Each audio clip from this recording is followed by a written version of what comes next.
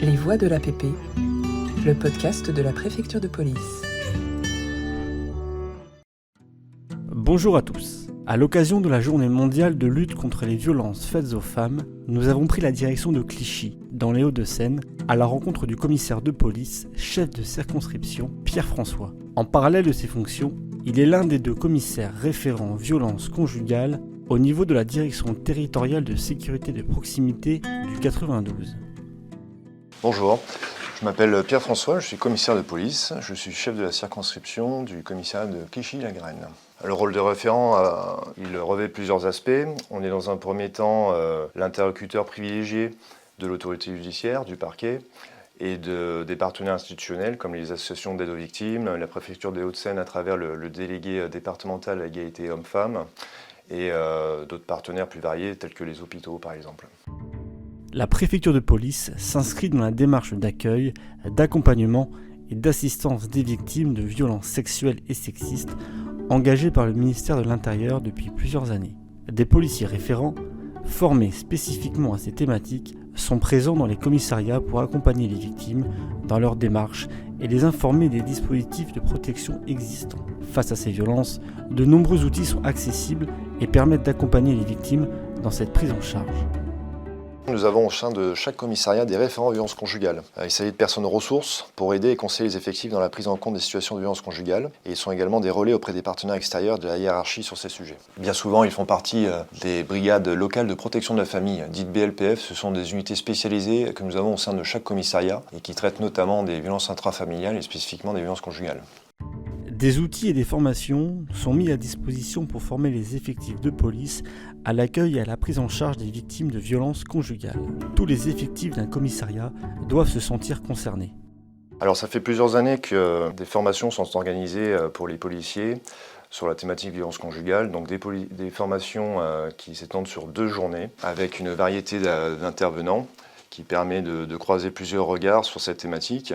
Et je pense qu'effectivement, depuis plusieurs années, il y a une vraie amélioration en termes de prise de conscience des policiers à travers la formation, la sensibilisation et la formation continue pour effectivement prendre en compte la psychologie des victimes qui, au moment où elles franchissent la porte d'un commissariat, c'est déjà un grand pas pour elles. Et ça permet effectivement de mieux les recevoir et de prendre une plainte de meilleure qualité. Les violences conjugales sont des faits de violence parfois récurrents qui peuvent se cumuler sous leurs diverses formes. Elles s'installent progressivement dans un couple et la fréquence et la gravité des agressions augmentent avec le temps. La violence conjugale, c'est violence entre conjoints, mais également entre concubins, entre personnes liées à un PACS. Et il est important de préciser que ça s'applique également aux ex-conjoints, aux ex-concubins. Il y a les violences physiques, mais on parle aussi des violences psychologiques à travers les insultes, les menaces, les cris. Nous avons aussi les violences sexuelles, les violences économiques. Toutes ces diverses formes de violences sont prises en compte également dans le modèle de plainte à travers diverses questions.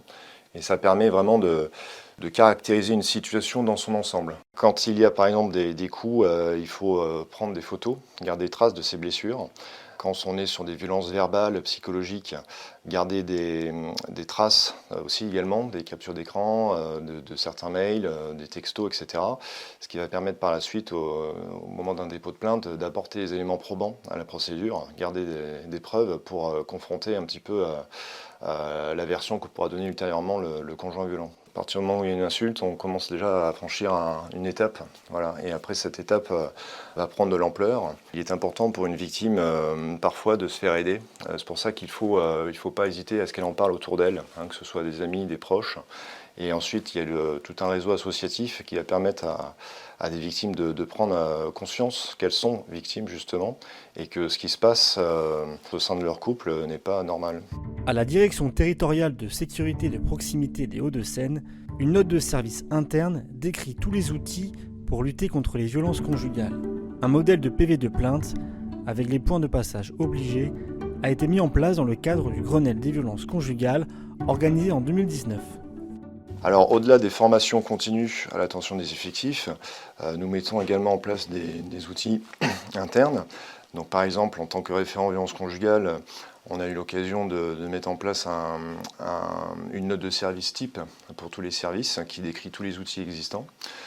Nous avons également, et c'est très important, à l'occasion du Grenelle des violences conjugales, un modèle de plainte a été mis en place, validé par le parquet, et qui permet, ce modèle de plainte, d'avoir la garantie qu'une plainte sera bien prise, au-delà du fait qu'elle soit prise par exemple par un policier qui n'est pas formé, qui n'est pas spécialisé, puisque je rappelle que les commissariats sont ouverts 24 heures sur 24, 7 jours sur 7, donc les victimes à tout moment peuvent venir déposer plainte. Et voilà, selon l'heure à laquelle une personne peut arriver, elle peut tomber sur un policier qui n'est pas forcément particulièrement formé ou sensibilisé à la matière, mais à travers ce modèle de PV, on a la garantie que toutes les questions importantes, tous les points de passage obligés soient pris en compte et les bonnes questions soient posées, et donc on aura une plainte de qualité. Nous avons aussi, depuis le Grenelle des violences conjugales, une grille d'évaluation du danger à remplir. Donc c'est le policier qui remplit cette grille d'évaluation du danger avec la victime. Et pareil, il y a des points clés. Toutes ces questions vont permettre de faire une évaluation du danger. Et selon ce qu'il en ressort, des mesures d'accompagnement vont être prises immédiatement. Notamment s'il est nécessaire ou urgent de procéder à une mise à l'abri de la victime à travers un hébergement d'urgence. Avec l'aide d'un dispositif appelé tableau d'accueil confidentialité, les victimes peuvent se rendre en toute sécurité dans les commissariats. Encourager les victimes à sortir de l'isolement est une première étape capitale pour se reconstruire grâce à la sensibilisation pour inciter à briser le silence. À cela, la DDSP 92 a signé des partenariats directs avec les municipalités. Donc ce tableau permet, quand on arrive, ce dispositif, dès qu'on sonne à la porte d'un commissariat, on peut tout de suite, à travers un code couleur, préciser le motif de sa venue, et ce qui va déclencher du côté des policiers un dispositif. Voilà, les policiers vont tout de suite venir prendre à part, la faire passer en priorité pour qu'elle rencontre un enquêteur, pour qu'elle dépose une plainte. La direction territoriale sécurité de proximité des Hauts-de-Seine a signé plusieurs conventions avec les municipalités, des conventions dites bon hôtel et bon taxi. Bon hôtel, ce sont quand par exemple une personne vient se présenter au commissariat, elle dénonce des faits voilà, graves qui se sont passés. On sent très bien, après avoir fait l'évolution du danger, que la personne est en danger si elle retourne à son domicile. Il faut du coup lui trouver une solution d'hébergement pour la mettre à l'abri. Et ça permet de leur réserver une nuitée, voire plusieurs nuitées si ça tombe juste avant un week-end par exemple. Donc ça peut aller jusqu'à 2 à 3 nuitées selon les conventions signées. Elles peuvent même aussi être prises en charge avec leurs enfants. Donc ça donne vraiment une possibilité, en autonomie pour les policiers, de trouver une solution à la personne.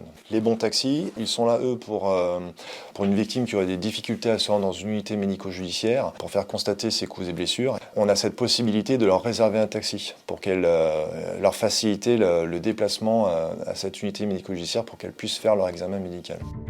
Il existe également des dispositifs judiciaires pour protéger les victimes de violences conjugales. Le téléphone grave danger, le bracelet anti-rapprochement ou encore l'ordonnance de protection. Alors nous avons aussi effectivement un téléphone grave danger, qui est un téléphone qui permet à une victime d'appuyer sur un bouton de déclenchement quand si elle se trouve dans une situation de danger, notamment si son ex-conjoint, alors qu'il a une interdiction de rentrer en contact avec elle, se rapproche d'elle ou essaye de l'appeler ou se présente à son domicile. Donc elle a la possibilité d'alerter les services de police à travers ce téléphone. Voilà, ensuite nous avons le bracelet anti-rapprochement, qui est un système de géolocalisation à la fois de la victime et de l'auteur de violences conjugales. L'auteur a interdiction de se rapprocher dans une certaine distance de la victime, et dès qu'il rentre dans une zone d'alerte, un déclenchement se fait et les services de police en sont avisés et sont tenus d'intervenir. L'ordonnance de protection est une mesure d'urgence pour les femmes en danger.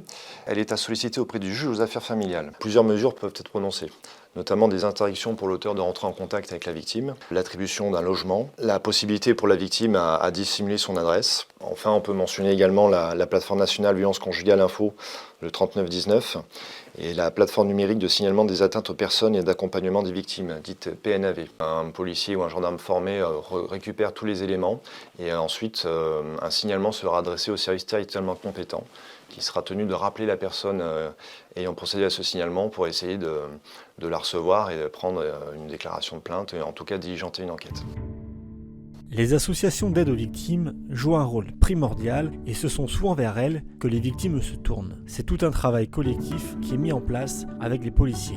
Donc je pense qu'effectivement les associations ont tout leur rôle à jouer. Il y a une vraie plus-value à ce que ces victimes soient reçues par des associations, puisque des fois c'est beaucoup plus simple pour elle de libérer sa parole avec des personnes formées dans ce domaine, qui peuvent leur donner des conseils, qui peuvent les rassurer, et si ensuite Elles peuvent préparer aussi un petit peu leur venue au commissariat, parce qu'encore une fois, j'insiste, il y a des victimes qui ont, à juste titre, qui ont des appréhensions et qui ont des craintes. Les associations permettent de travailler avec les victimes sur ces aspects-là. Et voilà, donc quand elles reviennent au commissariat à l'issue, nous, ça nous apporte beaucoup plus d'éléments et ça facilite ensuite le travail d'enquête. Merci au commissaire Pierre-François de nous avoir reçus dans ses locaux à Clichy et ainsi expliquer son rôle de référent dans les luttes contre les violences faites aux femmes. Les violences conjugales sont punies par la loi, qu'elles visent un homme ou une femme, qu'elles soient physiques, psychologiques ou sexuelles. Si vous en êtes victime, vous pouvez être aidé et protégé. Vous n'êtes pas seul. Les voix de l'APP, le podcast de la préfecture de police.